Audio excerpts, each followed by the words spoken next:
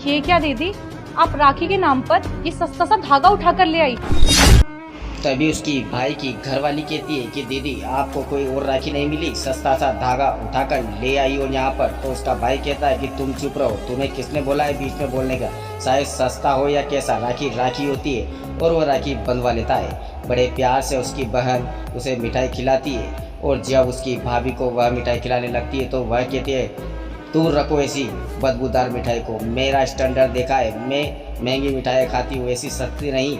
और उसकी जब छोटी बहन राखी बांधती है तो उसकी काफ़ी तारीफ़ करती है क्योंकि वह अमीर है और बड़ी बहन गरीब है। यहाँ पर उसकी तारीफ से पुल बांधे जा रहे हैं। उसके भाई को यह अच्छा नहीं लगता, लेकिन वह पूरा मिठाई का डिब्बा देती है तो उसकी भी तारीफ करती है। उसका भाई जैसे ही पैसे देने के लिए निकाल तो उसकी घरवाली उन पैसों को ले लेती है और काफ़ी सारे पैसे उसमें से निकाल लेती है। छोटी बहन को तो काफ़ी सारे पैसे देती है, लेकिन बड़ी बहन को वो बस 100 रुपये देती है कि तुम्हारी राखी की औकात यही थी, 100 रुपये की राखी थी इसलिए। तो उसका भाई कहता है ये बोलने का तमीज़ होता है तुम्हारा।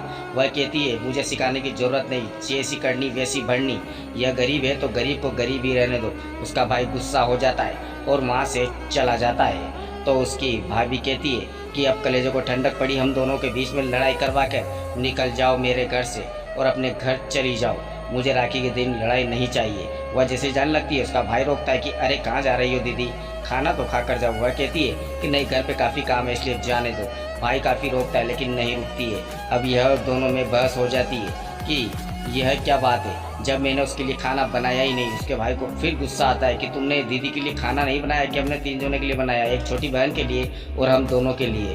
यह सुनकर उसे फिर गुस्सा आता है और वह फिर से चला जाता है। यहाँ पर कुछ ही दिनों बाद जब वह बीमार हो जाता है, डॉक्टर से पूछा जाता है तो वह कहता है कि आपके पति की किडनी खराब है। अब यह सुनते ही वह पागल हो जाती है क्योंकि काफ़ी सारे पैसे लगने वाले हैं। छोटी बहन को जब वह फ़ोन लगाती है पैसों के लिए तो छोटी बहन कह देती है कि क्या आप भी, मैं पैसे वाली हूँ, इसका मतलब ये नहीं कि कहीं भी पैसे वेस्ट कर दूँ, मेरे पास पैसे नहीं है। वह मना कर देती है और फ़ोन काट देती है। तब उसका भाई कहता है कि बड़ी बहन को पूछ लो, शायद कुछ हो जाए। वह कहती है कि वो कहाँ से देगी, वो तो गरीब है, लेकिन फ़ोन लगाती है तो उसकी बड़ी बहन कहती है अरे भाभी घबराने की ज़रूरत नहीं है, मैं मेरा मकान ही बेच दूंगी क्योंकि मैं तो अकेली हूँ। जब मकान बेच देती उसका पति ठीक हो जाता है तो दोनों माफ़ी मांगते हैं और उसके खेत पर आते हैं। यहाँ तक कि वह कहते हैं कि आज से तुम हमारे साथ रहोगी, एक बड़ी बहन हो तो माँ के तरह। लायक हो।